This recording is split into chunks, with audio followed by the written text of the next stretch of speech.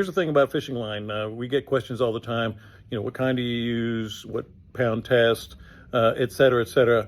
But let's go ahead and stop by here. You can see where I am. Beautiful Anglers Anonymous behind me. And let's ask the experts about fishing line, because there's a lot of detail that maybe not everybody is familiar with, and I know this is going to help you. All right, Mike. Mike Butler here at Anglers Anonymous. All right, let's talk about this. Okay. You get people coming through that door all the time. Yep. Maybe novices, maybe pros, Yep. maybe want to change, and they need some fishing line. Yep. Now let's focus today on inshore. I showed this earlier because Seaguar has been. These are the leaders here. They're fantastic, and Yep. certainly we know about all that. They've got some braid that is fantastic that we're going to be using a lot of, and I've recently switched to that, and that's where I got the idea. You don't necessarily have to talk about any specific brand or any brand you want. Yeah. It doesn't matter to me. Let's talk about people walking through that door and saying, I'm an inshore fisherman, and that's all you know, and they're looking for some line. What do you generally tell them? Well, we want to see what kind of gear they're putting it on. Basically, the size of the gear. For spinning reels, you're using a 1,000, 2,000, 2,500, 3,000 size. What kind of fishing they're going to be doing? Primarily bait, primarily lures, heavier lures, lighter lures. Generally, what we're selling the most of here in braid is 20 and 30 pound. I personally use 30 pound. It's a little bit bigger diameter, easier for me to handle. I don't see as well as I used to, so I need these things. And then I personally use a 20 or 25 pound leader, fluoro leader. Seaguar is my leader of choice. Really like that one. Fluorocarbon. One of the advantages of fluorocarbon is abrasion resistance compared to braid. If you stretch braid tight and hit it on something sharp, it'll break pretty quick. Coming across oyster shell. Your mono and your fluoro leaders won't so much. You've got a little bit more room there. It gives you a little extra cushion. Another thing about fluorocarbon, it is the same light coefficient as water, so you can't see it in the water. And some folks, they tie directly to their lure with their braid. It's in my head. Fish can see my line, so I want a good fluoro leader on mine. So, we talk about that. I personally use, like I said, 30 pound braid with a 20 pound fluoro leader is what I roll with. And it just questioning the customer, seeing what kind of gear they're using, how they primarily fish, if they have a personal preference. And there's a lot of brand preferences. There's a lot of good brands of braid out there. You got Seaguar, Suffix, Finn's Wind Tamer. There's a lot of good stuff out there. Let's talk about this though. People tend to get real loyal to their lines, which can maybe be good, but a lot of times it can be bad. There's so much innovation coming around. How do you judge that?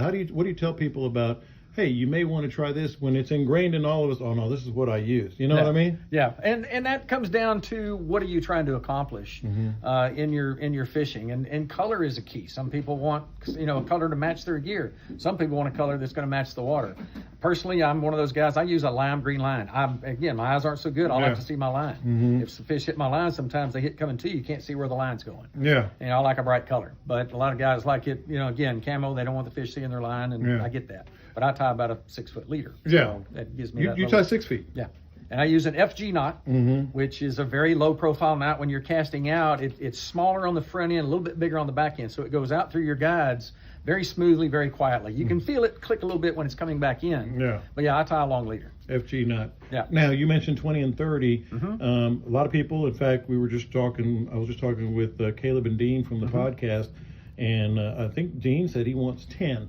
Now, a lot of people say, well, I don't want 10 because that's going to break. That's not necessary. The weight, the pound weight can be a lot less than you think it should. Correct. Right? Yeah, and a 10 pound line, if it's 10 pound test, it's probably not going to break at 10 pounds. It's going to break it more than that, closer probably to 15 or even more. When you get into class lines, now that's got to break at a certain point. Some tournaments, they're going to give you a 10 pound class line, and it will break at 10 pounds.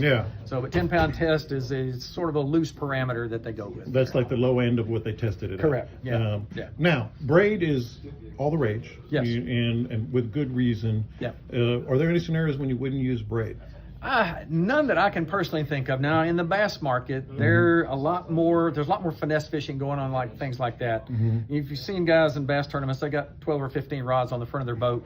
Some of them are spooled with fluoro, some of them are spooled with mono, some of them are spooled with braid, depending on what they're doing. Yeah. I can't speak with any And the expertise. fluoro at that that, you mentioned is a little less correct. visible. Yes, fluoro is less visible. It doesn't stretch as much as mono either. It tends to be a little tougher. It tends to be a little stiffer for the most part, unless you get into like some of the higher end braids, like this Seaguar. The gold is smaller diameter, a little more flexible, versus some of the less expensive fluoros. But, And so when you're braiding, when you're putting line on your reel, and you mentioned the lures. yes, sir.